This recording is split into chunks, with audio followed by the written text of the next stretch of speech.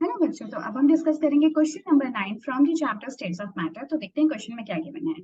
So density of a gas, कोई gas है जिसकी डेंसिटी आप लोगों को गिवन है 5.46 इंटू 5.46 ग्राम्स पर डीएम क्यूब। डीएम क्यूब को जैसा कि मैंने पहले भी कई बार कहा है 1 DM cube is equal to 1 litre. तो आप 1 लीटर कह के भी इसको चल सकते हैं। एट 27 डिग्री सेल्सियस इसको अगर हम लोग 273 से ऐड कर देते हैं तो हमारा आंसर जो है वो केल्विन में आ जाएगा। सो 27 प्लस 273 कितना होता है आपका 300 केल्विन होता है। एंड 2 बार आपको प्रेशर दे रखा है, तो आपसे पूछा है कि डेंसिटी इसी गैस की एसटीपी पर क्या होगी। ठीक है, तो वैसे तो इन्होंने आपको टेम्परेचर प्रेशर की इंफॉर्मेशन नहीं दी, लेकिन एसटीपी लिखते ही इन्होंने सब कुछ बयान कर दिया। क्या बयान कर दिया कि जो एसटीपी यानी कि स्टैंडर्ड टेम्परेचर एंड प्रेशर, तो जो स्टैंडर्ड टेम्परेचर होता है ना, ये ऑब्वियसली कांस्टेंट वैल्यूज होती है क्योंकि हमने वर्ड लगा दिया स्टैंडर्ड। तो जो स्टैंडर्ड टेम्परेचर होता है वो हम लोग बेसिकली कहते हैं 0 डिग्री सेल्सियस को, या फिर इसी को ही आप 273 केल्विन कह सकते हो। ठीक है, अगर केल्विन में रिप्रेजेंट करें तो। और जो प्रेशर होता है ना वो आपका 1 बार के इक्वल माना जाता है एज दी एसटीपी। ठीक है, बाकी की इन्फॉर्मेशन हमें गिवन ही है। अब हमें क्या करना है कि हमें डेंसिटी फाइंड आउट करनी है इसी गैस की एसटीपी पे।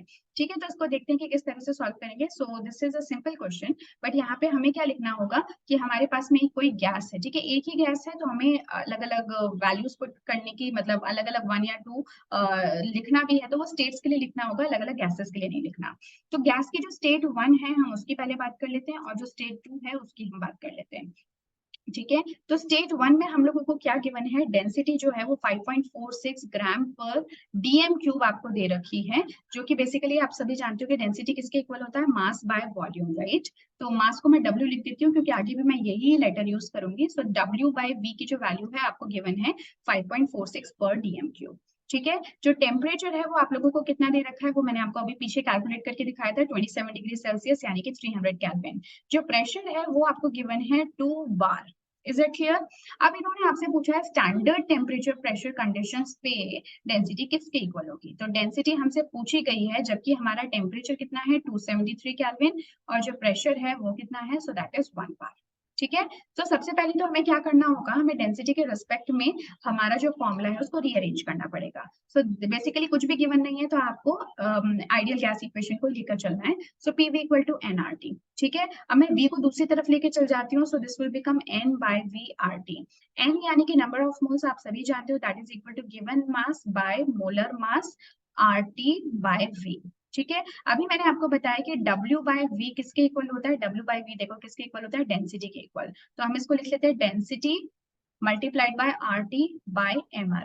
ठीक है, ये बात हो गई। Is that clear. अब मुझे क्या फाइंड आउट करना है, डेंसिटी फाइंड आउट करनी है फॉर द स्टेज 2।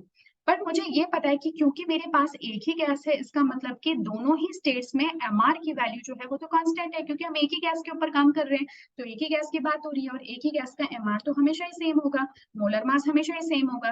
तो हम क्या कर लेते हैं, इसी इक्वेशन को हम MR की फॉर्म में एक बार रीअरेंज करते हैं। आपको अभी समझ में आ जाएगा मैं ऐसा क्यों कर रही हूँ।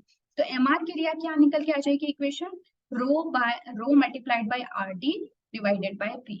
रो जो होता है वो बेसिकली इस सिंबल को कहा जाता है जिसको कि हम डेंसिटी के लिए यूज कर रहे हैं। ठीक है, तो अब MR की वैल्यू जो है वो इस इक्वेशन के लिए क्या आ गई, इसको मैं यहाँ पे लिख लेती हूँ, कलर चेंज कर लेती हूँ, so that will be easy for you to understand. तो जो MR है that is rho RT by P। यहाँ पे भी MR एक्चुअली आपका सेम ही है, so rho RT by P। ठीक है, वैल्यूज को पुट कर लेते हैं। तो रो की वैल्यू है आपके पास 5.46। ठीक है, उसके अलावा R जो है ये आपका वैसे भी कैंसिल आउट हो जाएगा तो इसको मैं मेंशन नहीं कर रही। टेम्परेचर जो है ये आपका 300 केल्विन निकल के आता है, और जो प्रेशर है वो कितना है 2 बार। इसी तरह से यहाँ पे अगर MR को फाइंड आउट करती है तो रो की वैल्यू आप लोगों को फाइंड आउट करनी है, R को आप ऐसे ही रहने दो। टेम्परेचर हो गया आपका 273 केल्विन और प्रेशर हो गया 1 बार। Is that clear. बट क्योंकि MR और MR तो सेम ही है फॉर बोथ द स्टेट्स, क्योंकि एक ही गैस पे काम हो रहा है, बिकॉज MR इज कांस्टेंट, तो हम इन दोनों इक्वेशंस को आपस में इक्वेट कर देंगे जिससे कि मुझे क्या मिल जाएगी, रो की वैल्यू। तो देखो इसको इक्वेट कर लेते हैं, 5.46 into R into 300 divided by 2 is equal to rho into R into 273 by 1।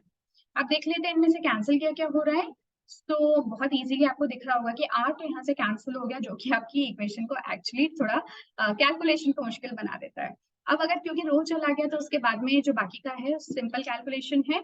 तो रो किसके इक्वल आ जाएगा अब आपका, यानी कि डेंसिटी फॉर द स्टेट 2 ये किसके इक्वल आ जाएगी, 5.46 into 300 by 2 multiplied by 1 divided by 273. ठीक है, अब आप इसको एक बार कैलकुलेट कर लो। जब आप इसको कैलकुलेट करोगे so you will get the answer as 3 gram per DM cube, क्योंकि डेंसिटी जो है वो मास बाय वॉल्यूम होती है, तो इस वजह से जो आपका आंसर आएगा उसकी यूनिट क्या होगी, ग्राम्स पर डीएम क्यूब, या फिर आप ग्राम पर लीटर कह सकते हैं। Is that clear? तो ये हमारी जो स्टेट 2 है एट एसटीपी, उसकी डेंसिटी निकल के आ जाती है। So if you want to see its answer in the textual form, तो आप यहाँ पे भी देख सकते हैं बुक में। So you will get your answer as 3 gram per DM cube. Is that clear? तो ये होता है हमारा क्वेश्चन नंबर 9 यहाँ से। नेक्स्ट क्लास में मिलेंगे हम एक नए क्वेश्चन के साथ में। Till then take care and keep practising. Good bye.